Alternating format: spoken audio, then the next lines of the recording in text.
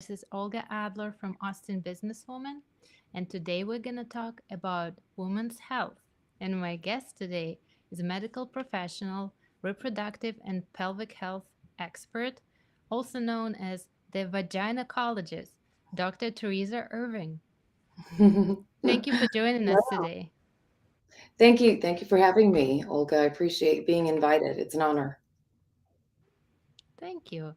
It's an honor for us. Could you tell us a little bit about your background? How did you get into the journey of women's health? Well, I'll try to be as concise as possible. Sometimes my husband tells me I'm not very good at that. So please certainly cut in. I'm not going to be offended. So basically, I started out as a nurse. And the reason I went that route is because I always said as a little girl that I wanted to become a doctor. But what does that really mean? I had no idea.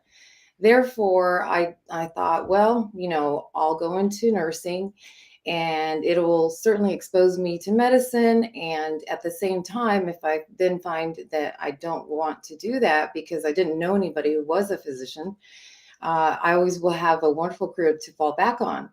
And honestly, it really increased my desire to become a physician. And the interesting thing, though, is that when I went through nursing school, I said, I will never become a OBGYN and I will never become a psychiatrist. And that's exactly what I do, if you think about it, because women, we, Yeah. go through lots of different hormonal phases that affect our psyche. And I initially started out as an OBGYN. So I just had a very different experience during nursing school, which is what turned me initially against those two areas of medicine. So it's funny how, careful, careful what you say sometimes or ask for. In this way, it was kind of the opposite. Instead of what you're asking for, you get, right? Anyway, but I'm so thankful. So during medical school, um, I had been prior to med school, I was a CCU nurse, so an ICU nurse for hearts. And therefore, I thought I wanted to become a cardiologist and I want to become an interventionalist. So I want to do cardiac catheterizations and put stents into the arteries, et cetera, because I'm very familiar with that area of medicine and life saving, right? But as I went through medical school, I discovered that I could not do 3 years of internal medicine to then go on to cardiology. And as I went through the rotations, I began to learn that I'm very much a hands on person and I like to do things with my hands. And I knew I wanted to become a surgeon. And when I went through general surgery, I thought, oh, this is what I want to do. But once I went through OBGYN, there was no doubt in my mind that that's what I wanted to do because I was able to mostly see happy, healthy women for the most part. And I could see them through all phases of their life. I also could be in different parts of it, wouldn't be the same thing every day. In other words, I could do office work, I could do labor and delivery work, and I could be in the operating room. So to me, that was like the best of all the different worlds. And so that's how I started my career. But it became very evident that many of the things that I was dealing with women, labor and delivery primarily, but other things as well, is that the things that we naturally go through, at least for those women that have children, can often lead to negative ramifications in the future if not um, dealt with or prevented, or taking the correct actions to prevent a potential future illness, disease that really affects their quality of life and affects psychologically, emotionally, physically, the entire woman essentially. And so I became more and more passionate towards now really kind of going 360, if you think about it, from starting with the taking care of issues or taking care of women that have their babies, where the initial destruction of the pelvic floor begins, whether it's minimal to severe, and then going on now to what I really focus on is taking care of those problems that began early on. So it's been an interesting sort of path that I've taken, but one that I wouldn't change at all. The only thing I might want to do other than that is be a Rockette dancer, but I would have had to retire by now. And I'm a little vertically challenged, so that would have been another problem. Needless to Well, say, you never know. As you said, never say never. Might still happen. it's true. That's true. But I've done other forms of dance in the interim to help sort of alleviate some of that passion, help me be able to reach some of the goals that I wanted there. But going on to how I ended up where I'm at, I guess that's kind of the most concise way that I can come up with telling you how I ended up there.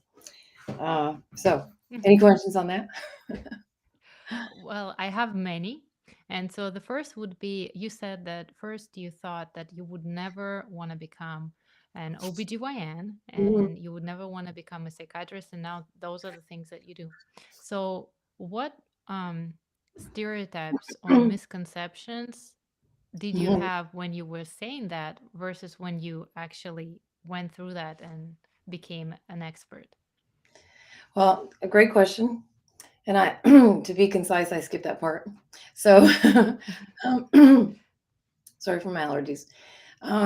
Well, when I was going through nursing Texas. school, I did my psychiatric rotation at our county hospital, this was in El Paso, Texas, and it was quite large. And unfortunately, in those days, and we're talking about 25, 30 years ago, that both adults and children were being, if they were going to be hospitalized, they were in the same unit. And I mean, we all know it's very obvious that that is absolutely the wrong way to do things.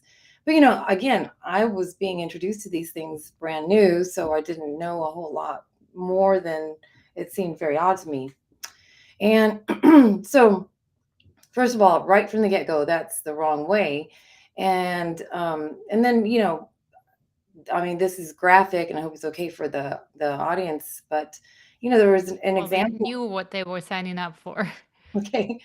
Uh, there was an example that's very vivid in my mind, and I guess affected me negatively. So, and that is, there was a gentleman who was psychotic, and he took a chair and took one of the legs of the chair and stuck it up his butt in front of these kids. And I mean, what kind of impression are you setting? How are we being therapeutic to these children?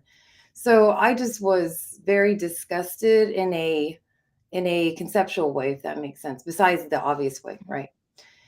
And that's just one example. So there's many, but that's one example that's very vivid for me.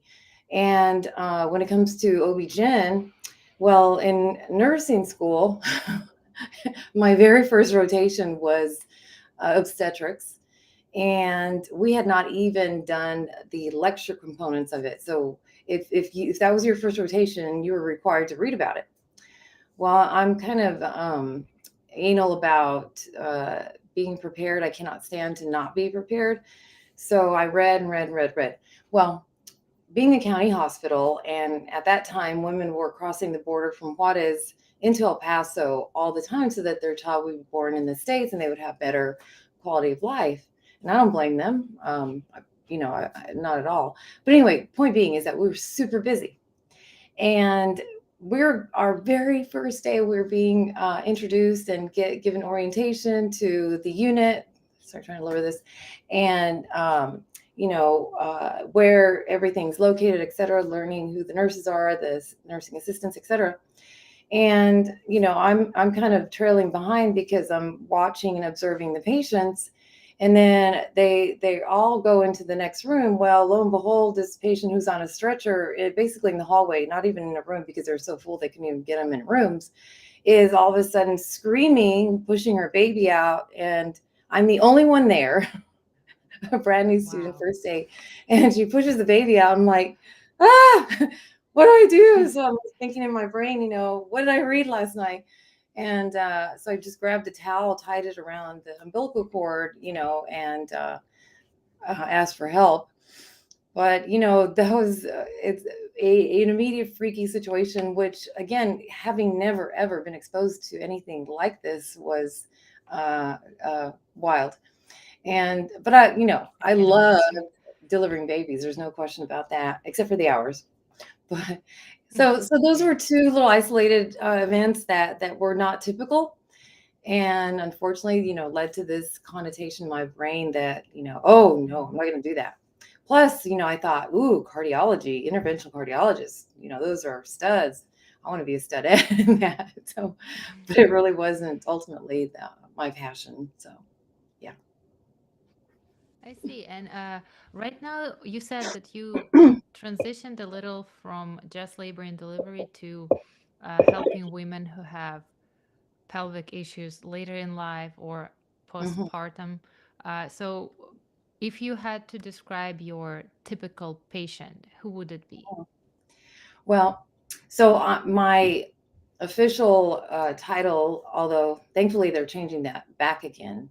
So we all know it as urogynecology. So it's a subspecialty under OB-GYN. So you have OB-GYN, and then you have uh, four, now five different subspecialties under there. One being urogynecology, or female pelvic medicine and reconstructive surgery. Crazy, ridiculous name, which is how my online persona name came about. And just a quick little side story, and then I'll come back. And that is, so we've always taught our boys correct anatomical, um, correct anatomy. We never use foo-foo or pee-pee or whatever. It was always penis, vagina, etc. So our oldest son, when he was in high school and he was with a group of friends, they were talking about families, and somebody asked him, he said, "Hey, dude, what is it that your mom does for a living?"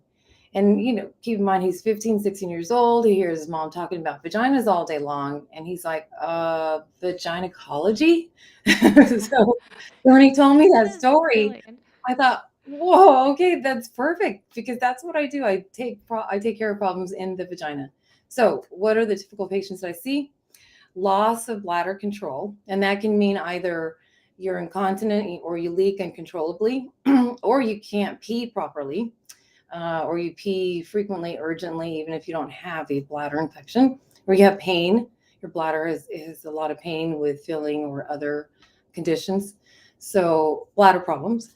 Loss of bowel control, and that can be either you can't control your stools or you can't control your farts. You are constipated, so issues that are problematic down there, and loss of sexual function. And that is a huge problem that is often, I mean, thankfully now is talked about more, but still is considered taboo in so many realms of our world. But luckily, it's becoming much more discussed, and also we're learning so much more about the incredible sexual power of women. And but for so long, there's been such a huge discrepancy between male and female, well, penile and vaginal sexual function, and that is beginning to change quite a bit. But the problems can be from loss of or no sex desire or low sex desire, which begins very early. Because there's medications such as birth control pills, antidepressants that affect that quite a bit. And women that when they first have babies and such, that's huge, where they don't really want to have sex because they have all those demands, and they just don't feel as good. And then going Yeah. through menopause, so libido, and libido really, or sex desire, begins up here. And if we don't understand that and really address those issues first, then it's hard to improve it. But also the inability to become aroused. So, becoming, having, the vaginal secretions being formed, all the different responses that happen with arousal, as well as orgasmic potential, whether it's never having had an orgasm to delayed orgasm to inability to achieve multiple orgasms, and just understanding what that even is. So, loss of sexual function. Another one is sagging vagina, which is basically pelvic organ prolapse. So things are starting to drop, whether it's the Mhm. bladder, the urethra, which is our P tube, the vagina, the top of the vagina if the uterus has been removed, or the uterus if the uterus is still present. And the rectum can also start to protrude into the vaginal wall and start to drop. And then the perineum, that's the area between the vagina and the anal opening, that begins to also herniate, or the muscles begin to pull apart, just like your rectus muscles get pulled apart when you're pregnant. And many times they do come back together, but the perineal muscles don't always, because you're always standing, coughing, or exercising, putting all the pressure on those Mhm. um, muscles. So sagging vagina, and then so five main categories. The fifth one being pelvic pain, and pain is Mhm. encompasses a lot of different things. So those are the kind of conditions that yeah, that I deal with day in and day out. How common is it for women who have children? Is there any statistics saying that, say, 6 of 10 women would have either um, incontinence or some perineum prolapse or some other problems like that? Or is it more of a rare case? Oh, I wish it was rare. Although I guess I would have less business, but honestly, I'm way too busy when it comes to treating the problems. And I do want to get to that point about treatment versus prevention, because it's what's really driving me now. So how common is it? It is way too common. So right now, I have often quoted that more than 50% of women will develop bladder incontinence, urinary incontinence, pee in your pants problem at some point in their lives. And that's ridiculous. So you or me is going to develop that problem, statistically. But guess what? It's actually 60% now. The latest study that came out in January shows that percentage has now gone up to just over 60%. That's crazy, Wow. right? So, and pelvic organ prolapse, about 25% of women will end up having surgery for prolapse of any of them. Many times I'm actually doing fixing several at one time, because it's less common to have only one thing falling. Hmm. Most of the time, they happen in conjunction with others. So Oh. now, going back to prevention. So there are only around 1,500 urogynecologists across the United States, and with you can do That's your very math. few. Yeah, that it's just not enough. And if you do the simple math, will tell you there is a huge shortage. So how can we address these issues with the current situation that we have now? Well, that is prevention through education. But here is my biggest problem, and one that I get discouraged about, and I'll explain later how my husband helps me with that, because he knows how much I want to help. So, if you don't have a problem, why are you going to listen to me, right? Why are you going to listen to me about how to prevent it? You don't have a problem. I mean, that's the general attitude. And so it's hard to get someone to do things to prevent them when it may require a little bit of time and effort, when you don't, it's not a pain point for you right now, right? And I compare it to weight loss. So we see, people, we all know that maintaining your weight at an ideal weight, whatever that is for what academy you're studying, or et cetera. But we know that having a normal weight and leading a healthy um, activity level in your life, exercise, diet, et cetera, is important and does improve your quality of life psychologically, physically, emotionally. And we know the many multiple diseases that are out there that result from simply just from being obese, overweight, etc. And it doesn't mean that everyone who is obese and overweight are going to have those problems, but point being is that it's more likely to happen, right? And we learned that through COVID, It's a right? risk factor. What happened with COVID? So that is not so evident when it comes to doing the proper diet and exercise and other things. in your life to prevent pelvic floor problems that are really, really create a lot of havoc. And a lot of it, of course, is because these things are still taboo, even though they're certainly talked about much more. But it is not so out there in your face like things about weight, you know. Mhm. And interestingly, no one ever talks about that, well, first of all, we all know that weight is a risk factor for COVID, and the negative ramifications that result from COVID. We all know that. But did you know that um, people that had COVID have a greater risk of developing overactive bladder? Or did you know that if you have overactive bladder and then you got COVID, that it gets worse? So that's People not really don't talk talked about. about those things. No, of course not. So there's so much that we don't talk about that is so important. And just just on Wednesday, 2 days ago, and then thankfully this doesn't happen every day, but myself and two of my medical assistants were peed on by one of three patients. I got peed on by one, and then they got peed on by the other two. And the patient didn't do this on purpose. It's just what happened. In my case, I was doing her exam, and I do a very specific exam to look for prolapse. I look at each compartment of the vagina, et cetera, and then I have them do things like cough and push. And unfortunately, I usually know for the most part how to protect myself, but this was a big surprise. And this poor lady, dear sweet lady, who's in her early 40s and just shot out a huge gush of urine, which was unexpected. Wow. And she had just emptied her bladder.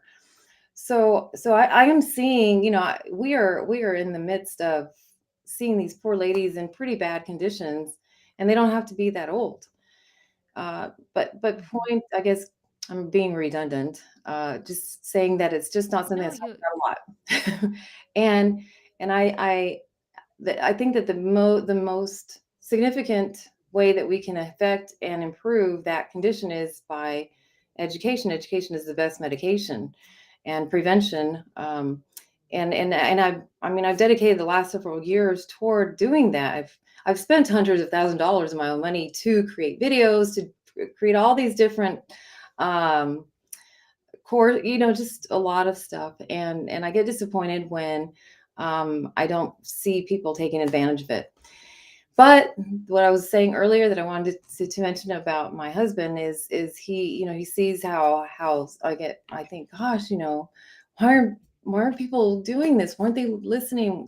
They're just simple things. And he says, Terry, um, don't forget what you do every day. And this is my husband's words, you are a great surgeon. Patients love you. They thank you for what you have done for their quality of life from what you do day to day. Don't forget that. And I guess because I can only help one person at a time. And so my goal is to be able to help so many more. So right now, I am able to help many a little bit. I'm able to help a lot of it for one at a time, which is still wonderful. And um, I mean, that is by far one of the best parts of my job is the immense gratitude that I get day in and day out. And I can't not forget that. And so I have to remind myself to remember all of that gratitude that I do get because I am helping a lot. And then, I teach other surgeons to operate. And I also, I'm thankful to have medical students, not all the time, but a fair amount where I can expose them to the things that I do and educate them so that they can also educate others, no matter what field they end up going into. So, did I answer your question? Yeah, and I actually, what you're saying is exactly correct because I became a mom a few years ago, and until that point, I didn't know how many women had problems with incontinence or other pelvic problems because they're only being discussed in moms groups, in communities for mothers on Facebook. People don't talk about these things, but it's as common as, you know, cavities, for dental issues. But we all say that, well, we should do our dental hygiene so we don't have problems in the future. We know that we are supposed to put our sunscreen on to prevent our skin problems in the future, or we're supposed to have a good lifestyle so we don't have weight problems or health related heart problems. But for some reason, it's, as you said, it's a taboo to discuss anything that's about pelvic, the sexual, reproductive health. For some reason, we still have this, curtain that prevents us from sharing it with the world. And I think what you are doing, your education, is a great way to raise awareness about this problem, about showing how common it is, and it's okay to talk about it. You don't have to just discuss it in a closed circle. It's okay to talk about it and prevent Yeah. it if you can. Yeah. So, Yeah. how I can mean, people learn from you? You said that you created courses and videos. How can people access them? mhm. Well, I have my social media handles primarily being TikTok, YouTube, sorry, TikTok, Instagram, and Facebook. Have several little, videos on various pelvic floor issues, but uh, and then I have a website where there are some downloadable PDFs that are free for educating on various specific categories.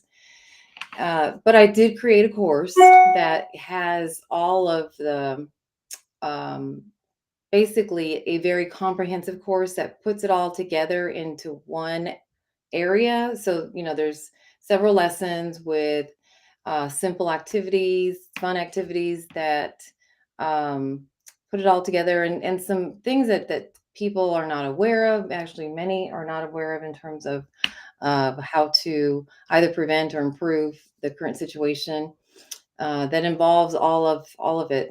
Bladder function, bowel function, sexual function, um, sagging vaginas, etc. And so that's where I put it all together into one area. But you don't have to pay for that course to get the information. It's just not all going to be concise.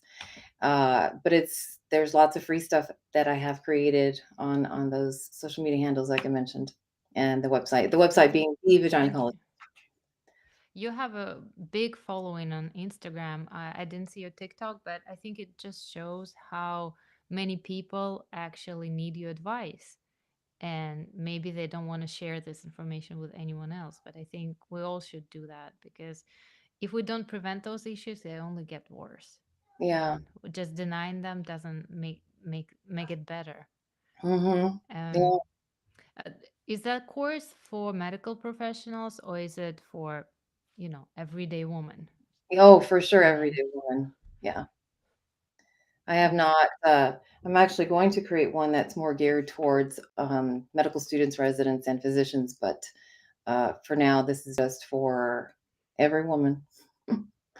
And the thing of it is, it's hard to. I mean, you understand it now that you've had a child, and whether or not you have the symptoms that you've gotten on the different Facebook groups or whatever groups. But I initially, which is the wrong approach, but I initially started with TikTok because I thought, you know, the teenagers, the early 20-year-olds, when it was, 2, 3 years ago, where it was a little bit more geared towards the younger audience. Now every age gets on there, which is cool. Mhm. But the reason I went there is because I thought I need to impact them and have hopefully get them to do these things preventatively before they get pregnant. Because in my course, I also talk about what to do during pregnancy, during labor and delivery, especially how you can minimize the pelvic floor damage. Because, the number one risk factor is going to be having babies. Well, we need to have babies. So, what do if you're going to have a baby so that you can, limit the amount of problem destruction, etc. So anyway, I started on TikTok, and that really was the wrong place because that's the last thing they're thinking about. But it's okay. I've gone on. I still post on TikTok either way. But the reason I wanted to not only to prevent before they get pregnant, but also the number one athletic sport that leads to incontinence is what? What do you think? Yes. Um, Running? athletics. Close, close. Marathoners is number 2. What did you say? What was the other one that you said? Chess, Huh? athletics. Athletics, but I don't what know. other It's sport? a little too general. Yeah, Well, I don't know. I intuitively think something that's a lot of cardio exercise, running or maybe weightlifting. No? that's close. So, Okay, and I it's give not up. going to be just weightlifting. It has to be heavy, heavy weightlifting because, Hmm. small, light weights or body weight exercises are excellent if done properly. Hmm. So the number one is volleyball. Volleyball is the Really? number one athletic sport in women that will lead to incontinence. And it's Why because is of that? the impact, because they're constantly jumping up high, landing hard. They're doing a lot of what we call Valsalva, a lot of pushing types of Oh, moves repetitively, and so that's why. Anyway, yeah. I I think it's thought, important to know. I'm sure a lot of women who are into that sport, they don't even know that mm-mm, they are running a high they don't. risk. And you said that you've chosen the wrong platform, maybe TikTok. But I think To if start, you grab the attention even of one young woman who didn't think about it, it wasn't on her radar, but then she was like, actually, I'm gonna look into that. You already achieved a lot with that because yeah, it's important. yeah. No, I Um, know ultimately, I want to reach more. So, Yeah, and I'm we'll try to do it. We'll try to raise awareness and spread the word and tell people that it's okay. It's not something to be ashamed of. It's not something that you should keep away from your attention, you know. You should yeah, definitely think about those things because even women who don't have babies, they're child free. Menopause is 100%. All women will go through mhm, menopause. So it yeah, doesn't hurt to learn what yeah. you what to expect. I Um, would never have thought that someone who didn't have a baby that was not menopausal would have problems, and I see it every day. So yeah. it is not only for women that have had children, it is for all women. Like I said, 60%. So not, 60% of women, not all, I don't even know what that percentage is, how many have babies, but um, it's all walks of life. Just there's lots of different risk factors. That's just the number one. We all just know about that. But yeah, anyway, thank you for making that point. Yeah, and I to conclude our discussion, I would like to ask you one or two, a few tips to help women improve their quality of life or pelvic health prevention measures today. What can they start doing? Sure. I'm going to be an imposter and talk about preventative measures that my very dear friend and expert pelvic floor therapist, who I refer many people to, who is amazing, and her name is Tiffany Lee. She's got a lot of tricks up her sleeves, but I'll mention a few. And one would be okay, so we all know we should drink water, right? And Hmm. before giving the tip, I want to explain something, and that is when women start to have overactive bladder. So overactive bladder means they're going to the bathroom frequently, and or they always feel the urge to go even if there's not much in their bladder, and or they leak with that sudden urge where they gotta go, or they're not going to make it to the bathroom in time. So you only need one of those to meet criteria. And going frequently means more than 7 times during the day. So, if you're Hmm. awake 16 hours a day, that means if you're going 8 times, that's every 2 hours. So if you're going every 2 hours or less, every 2.5 hours or less, um, that would be considered frequency. Okay. And it's not strict, it's just mostly that's generalized. Um, Now, in saying that, so we say drink lots of water, right? Because that's healthy for your Hmm. body. We know it nourishes all of our body. And what is the number one organ, or I should say, what is the largest organ that we have? The skin. Skin. and the Yeah. vagina is skin. So all of that, the vagina, the skin, that's the last organ system that gets water, because you gotta feed the most critical organs that keep you alive: your heart, your kidneys, Mm-hmm. etc., liver. So therefore, they're the last ones, because for the most part, we don't have to have those under tip-top condition, the skin, that is, to or at least under the best condition. So, needless to say, they get the last of it, and we need to keep those body systems nourished. So, when we say drink lots of water, well, when women start to have overactive bladder, what do? They start to drink less water. Well, this is Mm-hmm. counterintuitive, but what happens is then your urine becomes concentrated. Well, that concentrated urine is very irritating to the bladder. So that's going to cause your bladder to want to contract it out and push it out. So guess what? Now you're drinking very little water, you're producing very little urine, and you're still leaking, or if you're not leaking, you're in the bathroom all the time. So you're actually doing a complete disservice for yourself. So reduction in water should not be occurring. Now, in saying that, when you drink the water, and this is where Tiffany Lee's tips come in, is don't guzzle it down. Don't drink a whole bunch all at once, because that Mm-hmm. will cause you to have to go a little sooner than you would have if you would just sip it.